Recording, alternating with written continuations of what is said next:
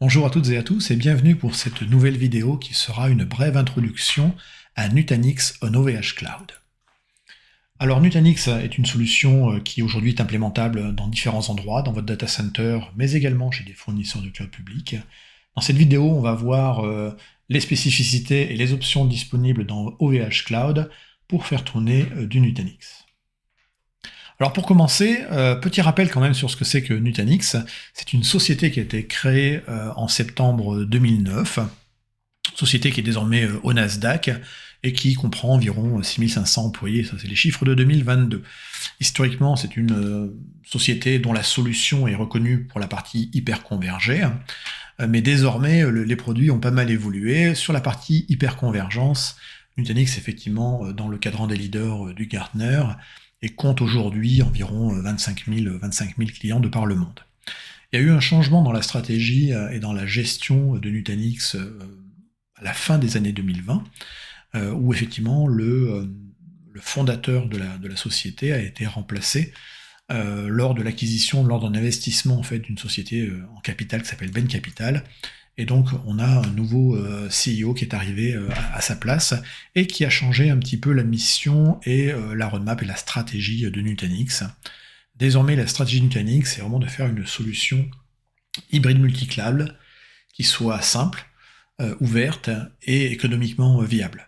Et donc le tout permet de fournir en fait finalement quoi? Du logiciel sur une plateforme. Donc cette plateforme Nutanix en fait elle va vous permettre d'exécuter vos applications et de gérer vos données finalement n'importe où, quelles que soient vos applications, quelle que soit votre infrastructure et quels que soient les fournisseurs de cloud que vous utilisez. Et parmi ces fournisseurs, c'est l'objectif de cette vidéo, c'est de parler d'OVH Cloud et de voir un petit peu ce qui est disponible derrière. Donc Nutanix sur OVH Cloud, c'est quoi? Eh bien, c'est une solution qui va être préinstallée Nutanix dans un environnement et dans les data centers d'OVH. Point important, ce n'est pas une solution managée, c'est une solution sur laquelle en tant que client, vous allez avoir le contrôle. L'installation, le bootstrapping, le scaling va être fortement facilité parce qu'on est dans un environnement de cloud, mais c'est avant tout une solution sur laquelle vous allez gérer, contrôler, choisir la version que vous voulez mettre en place et le cycle de vie. Donc vous allez choisir les composants logiciels qui vous intéressent. En termes de services, et finalement de packages logiciels fournis par Nutanix et qui sont utilisables dans OVH Cloud, il va y avoir deux approches, soit de venir avec ses propres licences Nutanix, qui je le rappelle sont des licences qui sont portables quels que soient les environnements. Donc vous pouvez dire je vais reprendre des licences que j'avais à demeure et je vais les utiliser dans OVH Cloud, ou on peut également passer par une option dite packagée, où dans ce cas-là vous allez utiliser de la ressource côté OVH Cloud, et en plus vous allez acheter et embarquer avec cette ressource des licences incluses. Quoi qu'il arrive, à la fin, ce service de Nutanix dans OVH Cloud, il utilise les mêmes logiciels Nutanix et licences que ce que vous utilisez aujourd'hui à demeure dans vos clusters. Pas de différence derrière, pas de spécificité. Et donc du coup, une fois que le cluster sera instancié et disponible dans OVH Cloud, l'opération ou la gestion de ce cluster se fera exactement de la même manière que vous pouvez le faire aujourd'hui dans un environnement à demeure. Rien d'extraordinaire, les outils sont les mêmes, c'est-à-dire qu'on aura toujours les deux outils d'administration les plus classiques qu'on utilise dans un environnement Nutanix, à savoir Prism Element, qui est la console permettant de gérer le paramétrage et les différentes options d'un monocluster, et Prism Central, qui va permettre de gérer plusieurs clusters et également de gérer des fonctionnalités additionnelles du portfolio logiciel de Nutanix. La spécificité qu'on va avoir dans le cadre d'OVH Cloud, c'est effectivement la partie provisioning et gestion de vie du cluster sera fait au travers de l'outillage OVH Cloud, entre autres le contrôle panel, mais pas que, on va le voir juste après. Alors du coup, qui dit cluster Nutanix, dit des serveurs derrière bare metal, des nodes qui vont être utilisés pour constituer ce cluster. Dans le cadre d'OVH, le matériel utilisé, ça c'est une spécificité vraiment d'OVH, c'est que le matériel certifié compatible Nutanix est du matériel qui est fabriqué par OVH, donc ils ont leur propre serveur. Donc ils ont trois gammes de serveurs, de types de serveurs, donc les HGR, HCI 1, 2 ou 3. Ce sont tous des serveurs utilisant des processeurs Intel de type Xeon Gold, avec différentes, on va dire différentes familles, ou différentes catégories, plus ou moins puissantes. Donc ça va aller des 62-26R qui vont avoir 32 corps. On peut avoir également des 62-42R qui sont 40 corps, et des 62-48R qui ont 48 corps. C'est plutôt bien fait dans la nomenclature, on comprend bien que là d'ailleurs ils ont pu marquer 40. En termes de RAM, les clusters Kubernetes, les nœuds des clusters Nutanix qu'il y aura chez OVH Cloud, le ticket d'entrée c'est 192 Go de RAM, et ça peut aller jusqu'à 1,5 Tera. Le stockage, de la même façon, est excessivement granulaire dans les choix, donc c'est bien entendu derrière des stockages performants de type SSD, et donc ça va aller de 6 à 24 SSD de environ 3,84 TB. Quant à la partie réseau, les cartes réseau vont pouvoir aller jusqu'à 50 gigabits derrière. Donc si on prend ces différentes options, c'est-à-dire 3 classes de serveurs, différents types de processeurs, des quantités variables de mémoire, de stockage, à la fin, ça va faire qu'il va y avoir 27 configurations possibles avec ces différents éléments. Donc vous allez vraiment tailler, entre guillemets, la taille de votre cluster ou la puissance des nœuds de votre cluster à la demande. C'est probablement ce qui va différencier, au passage, OVH Cloud par rapport à d'autres fournisseurs de cloud sur lesquels on peut faire du Nutanix, qui ont généralement moins de configurations disponibles. Les clusters devront avoir un minimum de 3 serveurs par cluster, donc de 3 nœuds, ça c'est le ticket d'entrée également, et le maximum, donc la taille maximum d'un cluster dans OVH Cloud, d'un cluster Nutanix, ce sera de 15 nœuds, donc on est entre 3 et 15. En termes d'utilisation, pourquoi on mettrait des clusters Nutanix chez OVH Cloud? On retrouve les scénarios relativement classiques qu'on a aujourd'hui avec les environnements hybrides où des organisations vont aller appeler des ressources dans le cloud. Donc à savoir, c'est qu'on peut utiliser effectivement ces clusters Nutanix chez OVH Cloud pour faire du disaster recovery. Donc c'est votre environnement de secours, le cas échéant, où votre infrastructure à demeure ou votre infrastructure chez un autre fournisseur de cloud a un problème, vous basculez sur un environnement qui est dans OVH Cloud avec des nœuds Nutanix, et donc tout à fait classique. La migration est un autre sujet. On a des organisations qui ferment leur data center, qui ne veulent pas, ou alors qui ne veulent pas réinvestir dans du matériel pour l'amortir. Il y a des migrations cloud qui se font tous les jours, après dans un sens ou dans l'autre, mais elles existent. L'intérêt ici, c'est que finalement, on va passer, si le client a déjà un environnement Nutanix, ça lui permet de passer d'un environnement Nutanix à un autre environnement Nutanix. Donc, globalement, il n'y a pas de refactoring à faire au niveau du format, par exemple, de machine virtuelle. Il n'y a pas non plus besoin de changer le code, parce qu'on va passer d'un environnement Nutanix à un environnement Nutanix, donc c'est exactement la même chose, et le passage de l'un à l'autre se fera avec les outils traditionnels de Nutanix, à savoir soit les mécanismes de protection, et donc qui servent pour les disaster recovery, soit Nutanix Move, qui est un outil également qui permet de faire de la migration.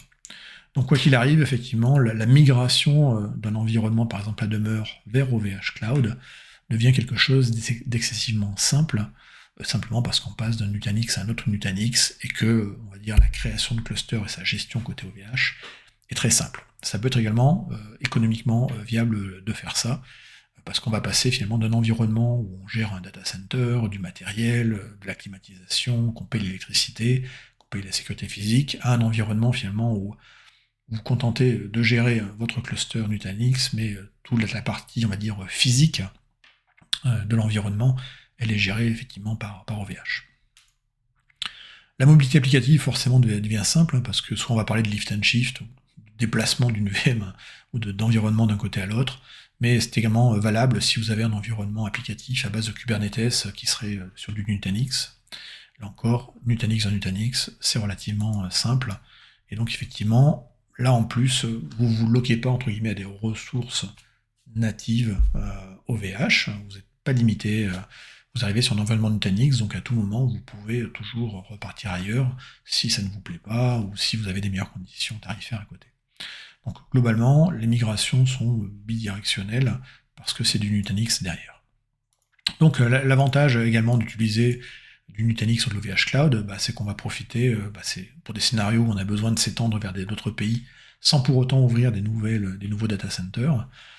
Aujourd'hui, il y a une couverture qui grossit de la part d'OVH. Très bonne couverture, forcément, du fait de l'historique en Europe, mais également une couverture qui a commencé déjà sur le territoire américain et canadien. Dernière chose, la capacité de faire du capacity bursting, commencer avec un petit cluster et rajouter au besoin de la puissance. Et puis aussi la capacité de déployer très rapidement des environnements, déployer un cluster sur OVH Cloud, ça se fait en à peu près 2 heures, dans du très standard. Ça, c'est des choses qu'on ne pourra jamais faire à demeure, parce que effectivement, il y a des processus d'achat de matériel, de livraison, de rackage, de connectivité, et puis après d'installation. Donc ça, pour le coup, c'est industrialisé, et c'est un peu l'idée aussi de pouvoir rapidement, entre guillemets, étendre son système d'information, de mettre à disposition des nouveaux clusters, chose qu'on ne peut pas faire dans un environnement à demeure. Alors, le réseau va toujours avoir une importance, parce que qui dit pas de réseau, pas de cloud, donc il va falloir du réseau. Les clusters Nutanix chez OVH Cloud vont être déployés et connectés en fait à des réseaux privés au sein d'OVH Cloud qui sont appelés des VRAC. Donc les VRAC, c'est vraiment un réseau qui est complètement privatif par client, qui va être là pour vos serveurs dédiés, qui sont effectivement les différents nœuds de votre cluster. Il faut retenir que dans les spécificités d'OVH, c'est que la partie flux sortant ou entrant ne sont pas facturés, une différence qu'il y a par rapport aux autres fournisseurs, on va dire, globaux ou américains, qui eux facturent généralement la bande passante, enfin le trafic sortant des data centers. Là, c'est pas le cas chez OVH, donc sur les trafics nord-sud, ou sud-nord si on sort plutôt. Et puis sur ces réseaux privatifs sur lesquels sont connectés les serveurs, il y a différentes options allant de 25 à 50 gigabits pour la partie bande passante sur les trafics est-ouest, c'est-à-dire par exemple au sein du cluster.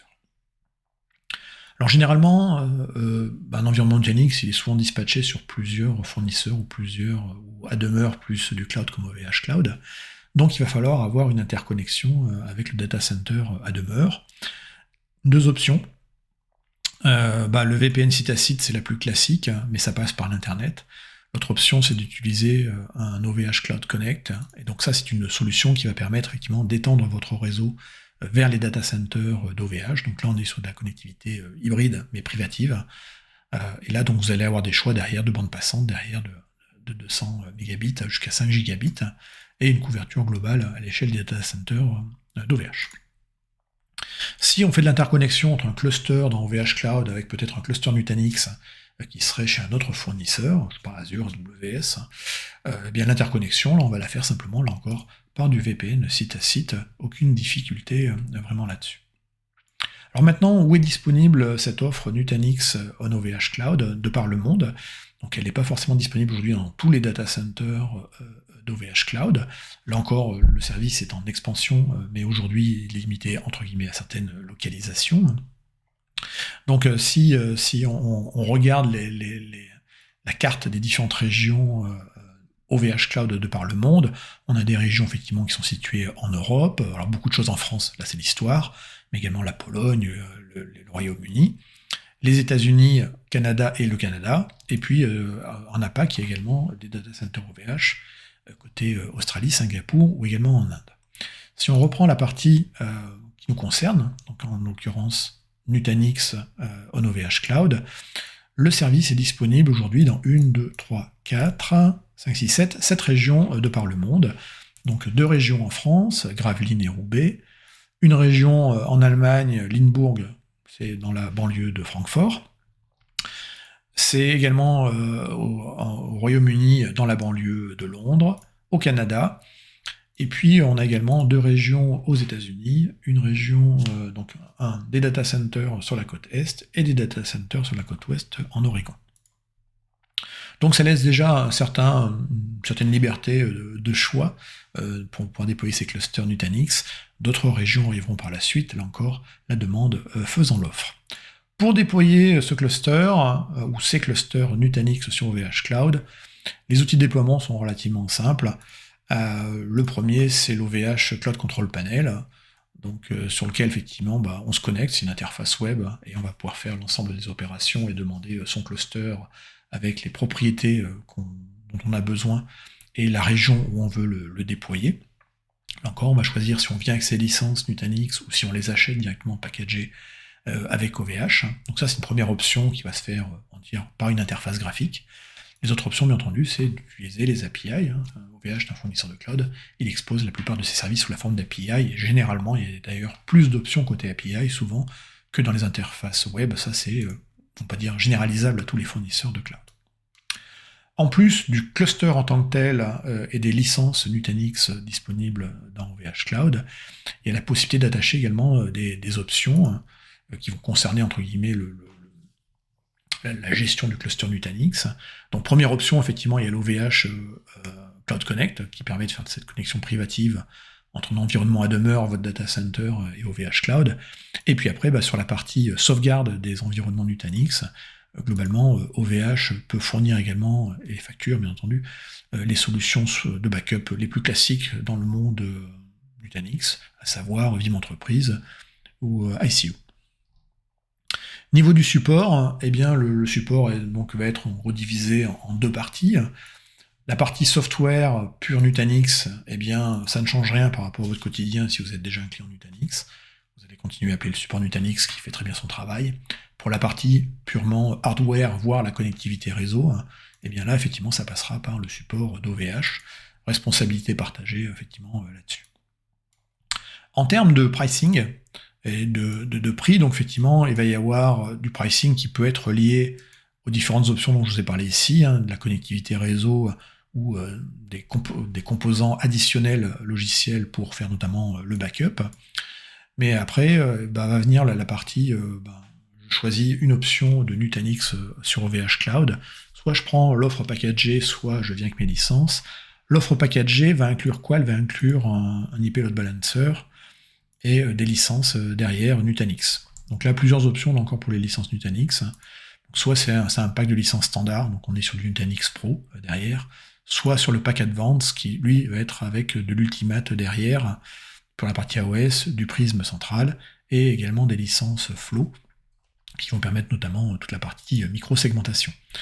Le load balancer ici, il sert à quoi? Il sert que une fois qu'un cluster il est déployé, il est fermé du point de vue du réseau par rapport à l'extérieur, et que si on veut atteindre les consoles de management, eh bien il faut un moyen de le faire. Donc si on n'a pas encore mis en place la connectivité inter-réseau entre les VERAC et votre data center par exemple, eh bien l'IP load balancer va permettre d'exposer l'accès au portail d'administration, le prisme central ou le prisme élément du cluster, pour s'y connecter, faire la configuration, puis ensuite vous pourrez refermer tout ça, voire installer un bastion ou autre. Donc, option numéro 1 pour les pricing, acheter effectivement en mode packagé. Option numéro 2, venir avec sa propre licence. Donc, on ne repaye pas les licences Nutanix, on vient avec. Et là encore, le load balancer est disponible. Donc, tout ça, bien entendu, est bien résumé dans le site web d'OVH. Donc, vous avez une comparaison qui va vous permettre de comparer les différentes, on va dire, générations ou types de serveurs, les 1, 2 ou 3. Et ensuite, vous avez les tableaux avec le résumé de quel est le processeur disponible, combien il y a de stockage, combien de nombre de cœurs, et combien ça va vous coûter par mois en US dollars. Là encore, vous avez ici la notion de standard package qui est, comme je l'ai dit, du Nutanix en version Pro. Et si on veut de l'Advanced Pack pour avoir du flow derrière, ou avoir effectivement le AOS Ultimate, et Prisme Central, et bien ici on a les prix qui sont du coup corrigés, et pas exactement les mêmes, parce qu'il y a plus de choses. Voilà. On vous rappelle qu'il faut bien 3 serveurs minimum par cluster, et que le maximum est de 15 par cluster. Si vous avez besoin de plus de 15 nœuds, ça devient des clusters supplémentaires, tout simplement. Rien de plus à dire derrière. Voilà. Dernière chose à connaître, qui est assez importante, c'est le configurateur. Donc le configurateur, en fait, c'est lui qui va vous permettre, entre guillemets, de faire un petit peu votre liste de courses par rapport à votre cluster et d'estimer combien ça va vous coûter. Donc il y a 2 configurateurs, je m'étais trompé une première fois, mais on m'a corrigé, et merci. Il y a un configurateur pour tous les data centers ou toutes les régions OVH Cloud qui sont de par le monde, à l'exception des États-Unis. Principalement, la séparation a été faite en termes également d'organisation chez OVH pour des raisons réglementaires et liées notamment à tout le Cloud Act, donc pour séparer en gros le monde américain du reste du monde. Donc si vous avez besoin de déployer aux États-Unis, eh bien, vous pouvez prendre le configurateur USA, et là du coup on aura les deux régions, la région sur la côte est et la région sur la côte ouest, et donc le configurateur sera le même pour la partie globale, vous permet de choisir est-ce que vous voulez une offre en Bring Your Own License, bon là c'est que du Bring Your Own License par exemple ici, quels sont les types de serveurs que vous voulez, donc là vous avez les différentes catégories, là vous piochez la mémoire désirée, donc 192, 384, 768 ou 1 Tera 5, la quantité de stockage, la bande passante qu'on a besoin sur le VRAC, le taux de réplication que vous allez avoir besoin, donc ça c'est du pur Nutanix, les fonctionnalités qui peuvent être supplémentaires liées au stockage, et ensuite, c'est bien ici où on va avoir effectivement, on va avoir ici la liste des régions disponibles, donc les deux régions des États-Unis dont j'ai parlé. Si on prend l'autre configurateur qui visuellement est le même, mais qui va être dédié à toutes les régions hors US, et bien là ici on retrouve par exemple les différents packs dont je parlais, le Bring Your Own License, l'Advanced et le Standard. Les types de serveurs c'est pareil, la mémoire c'est pareil, la bande passante c'est pareil. Tout est pareil sauf à la fin où effectivement là vous retrouvez le Canada, la France également regroupée, l'Allemagne, Limbourg, banlieue de Francfort, ou Londres. À partir de là, vous n'avez plus qu'à faire vos courses, faire le Continue Order, et puis si vous êtes client, checkout, vous allez avoir le résumé. Là encore, vous avez le prix, l'engagement sur le temps va jouer sur le prix forcément, et là vous avez tout le détail de ce qu'il va y avoir à l'intérieur, et puis après vous n'avez plus qu'à faire passer votre commande, et votre cluster sera déployé. Voilà, tout simplement. Je vais pas en déployer un, on fera ça plus tard. Voilà. En résumé, vous aurez compris, Nutanix sur OVH Cloud, c'est une vraie option en fait si vous souhaitez étendre votre data center vers un fournisseur de cloud. Donc c'est un choix parmi tous les fournisseurs qui sont disponibles. C'est un choix qui a un avantage dans l'espace européen ou en France parce qu'il y a une très bonne couverture. Et puis c'est assez intéressant car la taille du t-shirt, c'est-à-dire les 27, si je dis pas de bêtises, c'est ça, 27 configurations disponibles, vous permettent vraiment de tailler au mieux votre cluster Nutanix par rapport à vos besoins, et du coup de payer vraiment juste ce dont vous avez besoin, avec derrière, effectivement, un support des équipes qui est extrêmement réactif, hein. Elles sont là à votre disposition, elles sont joignables à tout moment. Cette vidéo est maintenant terminée, je vous remercie de l'avoir suivie, et à bientôt.